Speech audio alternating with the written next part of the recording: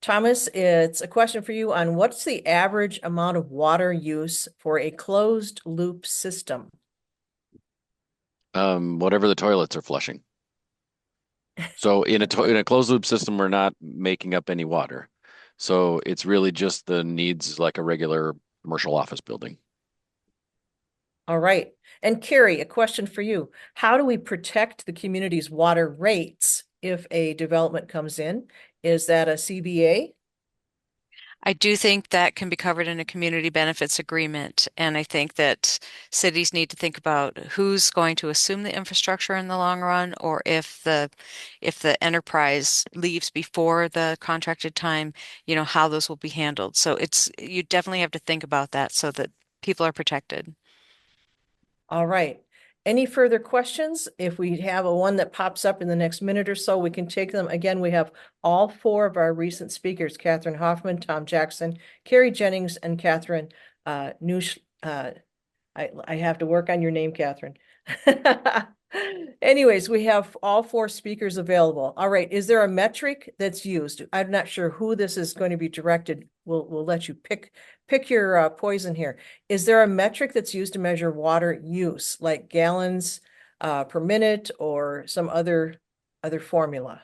Yeah. So similar to that PUE I was showing, there's a WUE, so water utilization effectiveness, saying how much water is used for the whole building versus for just the IT compute.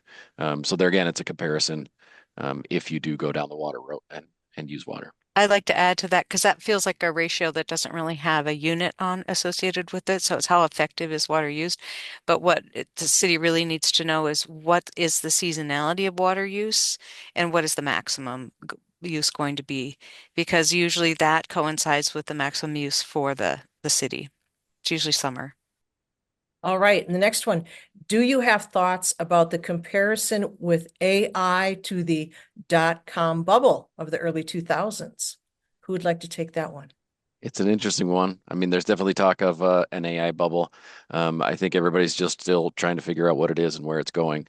I think the dot-com boom and bust was a interesting one with just so many companies coming into it. What I've seen even yet today is there's a lot of AI companies coming into the game that are getting then purchased by other AI companies, where we didn't see that with the dot-com bust. So more All to come. right. And can I just Yeah, tag on to that? go ahead. Because I do think it has real world implications for communities looking at these because of the potential of building a facility and then having basically a stranded asset that there's no longer demand for if in fact there is an AI bubble. So something that communities just have to plan for as part of the process. All right, next question. Have large data centers been connected to a central heating cooling system like St. Paul Energy? Yeah, Yes. absolutely. We're doing a few projects right now that do that across the country and here locally. So yeah, I think some of those other things of how do we do heat reuse? We do microgrids where we're doing combined heat and power. We've done several of those where if there's an adjacent office building, we can recapture that heat and reutilize all that kind of thing. So we're definitely doing that wherever we can. The problem is sometimes, as some of those pictures we showed, these campuses are off on their own, so it's really hard to reuse that low grade heat. But definitely we try to do it as much as we can. And I All think right. those campuses are off on their own because of land prices. And if we prioritize the reuse of the energy and water, then we could see different siting. And we can look to the EU and even Scandinavian countries. Finland is building one now that's reusing for regional heat. All right. I think this is a follow-up question for Thomas regarding the amount of water used for closed loop systems and the question they're saying toilets versus cooling. Um, so you Uh, mentioned the toilets, but is there yeah, so you're talking like 2 gallons versus hundreds of thousands of gallons. okay. And Catherine with a K, how can a city regulate more transparency with the data center if most of them redact information or use a what we call a shell company? I mean, that's a challenge for sure. And they will need to, I mean, the cities are going to have to push back on that if the developers are wanting to withhold information. I think the fight we haven't had yet, the legal fight we haven't had, and I think is coming. Once these NDAs are going to go out of style really fast. That's my prediction. We'll see. But there's, I mean, just that there just today, there was a fantastic investigative piece in the Star Tribune. These are being uncovered quickly, and I think they will fall out of favor. The next fight will be the developers asserting trade secret. So they will be saying, I mean, we already heard data center lobbyists, the legislature last year, saying the amount of water they use is trade secret, and the amount of electricity they use is trade secret. And that obviously would be a huge impediment to transparency. And that's even aside from like who the actual investors are.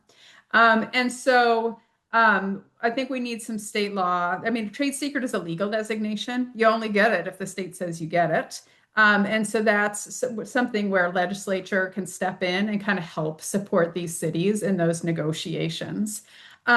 As far as who the developer is, it's a little bit of a fundamental problem to the industry. I mean, I'm curious what Tom thinks, actually. There's really interesting articles recently about the developers are bearing all of the risk.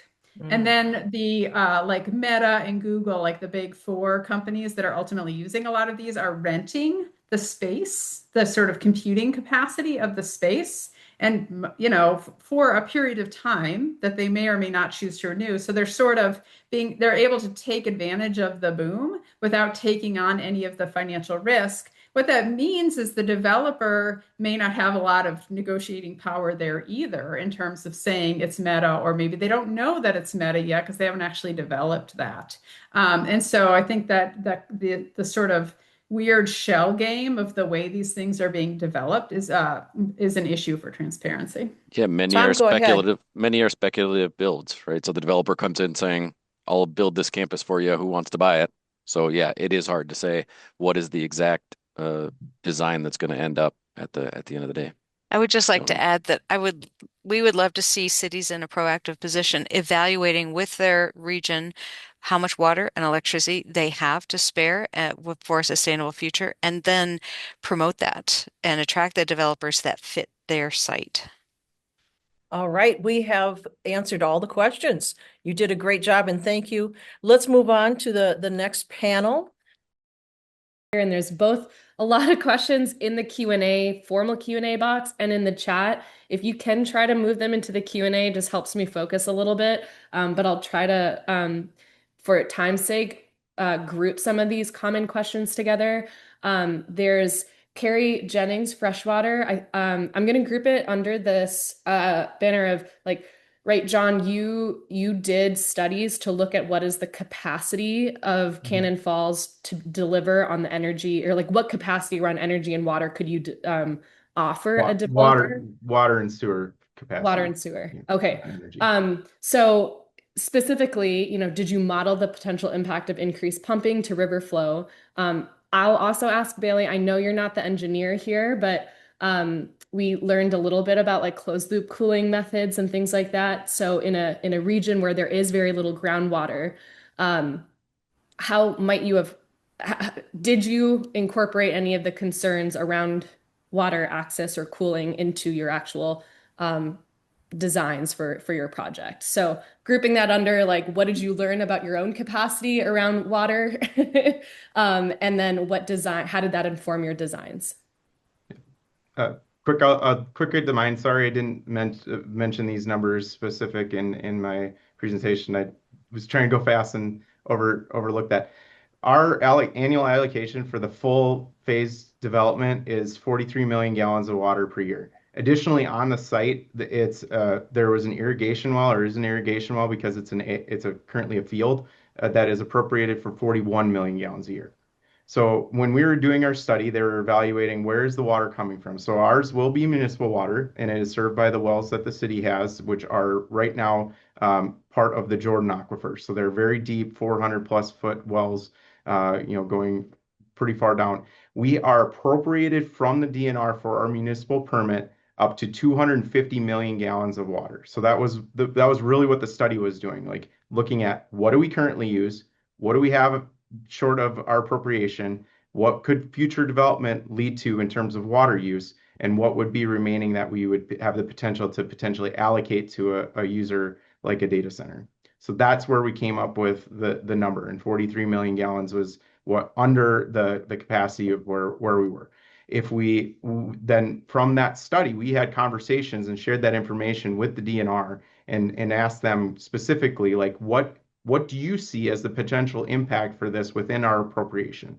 Do you see us, if we increase and provide this allocation, which is within our appropriation, what you permitted us to do, will this create additional impacts, negative impacts around in our own community or around the region? And the answer from the DNR was they do not see this having any negative impacts upon other water users.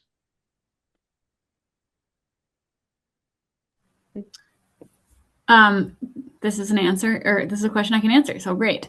Yeah, water was definitely the number one concern that came up when we first started talking about data centers. So the team pretty early on recognized there's limited water use in the area, or water availability in the area. So we are committed to finding a low water use solution, whether that's closed loop, air cooled, a combination. My understanding is there are lots of developing technologies now. So there are many different options, but no, we will not be doing evaporative cooling.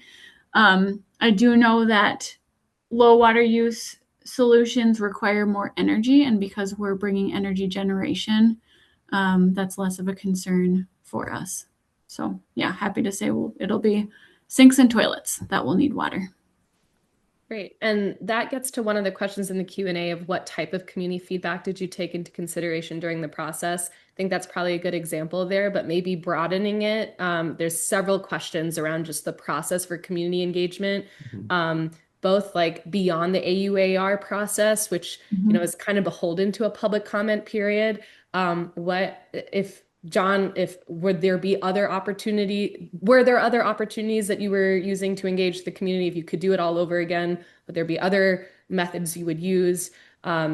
Bailey, curious, your methods from the developer standpoint, what methods are you using that it sounds like, to go beyond what is like required of law? And then maybe Sarah, if there's anything you want to weigh into of, since you spoke to the limitations of what is currently statutorily required, like, are there recommendations you see about better and more robust community engagement, and at what points?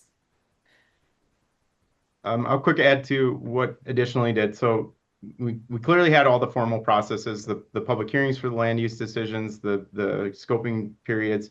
On top of that, the developer had their community engagement meeting and was continually updating an FAQ page that was linked into our website for questions that were asked. They hired a local person to be here to address and speak directly in person to anybody within the area that had concerns and questions about the project, to try to provide more information. Anytime that I had a call or an email related to the project, I did my best to follow up and provide that time. I had number of requests for individual one-on-one times with residents and about the project, where we did that. On top of that, that was another component of why we had all the work sessions that we did, so that we are operating and providing this information out in the public. As part of all our other formal meetings, so planning commission and city council meetings, we have a public forum. So we provide 30 minutes at the start of our meetings for anybody in the community to provide their input on any topic related to the city. We heard a lot of that. Those questions were recorded, they were taken down, and at a later meeting, I did a presentation which was very much generated around directly answering those questions, as well as those questions were incorporated into FAQ responses and other information that came out in later work sessions as we got closer to the finer details of what the end was. Yeah, and we're much earlier in the process, so we haven't been through the environmental review process yet. We are still kind of making our way through all of the stakeholders that we need to connect with. My team actually earlier this week was out in the field door knocking neighbors within a mile of the site and handing out information, explaining about the project, answering questions, taking feedback. They had a really good experience. There was a range of reactions. Some people are not as happy, other people are open to it. But they got a lot of really good feedback about what people would like to see from us going forward. We'll be hosting a private event for those same neighbors of the project that will be most directly impacted sometime in January. We've got 2 open houses set up also in January for the wider public, which are not required as any part of the process. And then, of course, when we get into the environmental reviews, we'll be following everything that's required, and I would guess some additional opportunities for folks to weigh in as well. Yeah, so we're looking for lots of ways to get out there and talk to people. We've got a team on the ground now that are going to be going to the Kiwanis Club and the Rotary and the school districts and everybody we can to present about the project and answer questions and that kind of thing. Good. And maybe Sarah, as in your answer, I also want to maybe just loop in another question that I think really hits at your expertise too. But we heard the current administration seems to be proposing potentially to limit or ban local and state regulation. So in light of other like community engagement methods, even what is required by local and state law around some of these reviews, how are you seeing the role of the federal government and perhaps overriding that too? Just a small question. I think that, I mean, we'll see. That'll depend on, what I've heard is it's about AI more so than specific things that might be, actual state laws that relate to development of a building or anything. So we'll see. I think on that is the answer there. And certainly anything that was passed would probably be met very swiftly with some sort of legal challenge. So that's kind of how I handle some of those things these days. But related to this question of how to engage or what kind of opportunities should communities be kind of looking for. So at Cure, we're always asking who stands to benefit from a proposed action or project and who's going to be bearing the burden. And then we're kind of asking who has the decision-making power or the political and social power to make something happen. And then who do those folks represent. So I think too often, not necessarily with just data centers, but just generally, communities are asked to bear burdens with little or no benefit and no real opportunity for engagement or, importantly, influence in the decision-making process. So that's kind of our Cure's perspective from approaching this. And so with that in mind, I think engaging people early and often, making the process clear is really important. When can people weigh in and how, making additional opportunities for engagement, I think can really go a long way. Like do more than the bare minimum, because that's what it is. And then I think making sure people understand how their comments are being considered, whether they have any influence in the process. And if it seems like they don't, maybe figure out ways where they really can, because you're going to lose people's trust and interest if they don't feel like they are heard and being listened to and that they actually can make a difference. And then I would say, maybe think carefully about NDAs. I think just generally we've seen a lot of backlash about that. So just kind of what is right for your community at what point, you got to think about it.